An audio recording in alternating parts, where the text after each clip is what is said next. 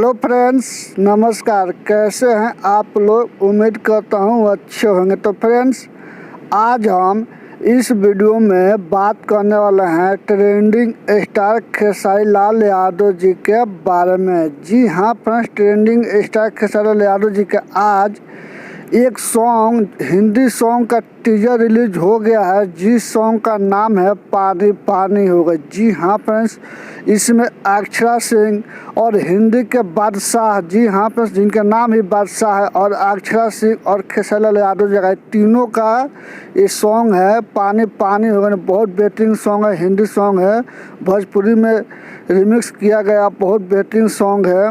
तो आप लोग जाइए, सारे गामा हम भोजपुरी पर रिलीज हुआ है, बहुत बेहतरीन सॉन्ग, एकदम हाई लेवल का सॉन्ग है। अगर आप नहीं देखे हैं तो आज इसका टीजर रिलीज हो गया, इसका सॉन्ग भी बहुत जल्दी हम लोग के बीच में रिलीज होगा। तो जाइए, खूब ढेर सारा प्यार और आशीर्वाद दीजिए खेसारी लाल यादव जी को, और प्लीज़ मेरे चैनल को सब्सक्राइब कर लीजिए। हम आपके लिए ऐसे अपडेट लाते रहूँगा। तब तक के लिए बाय बाय।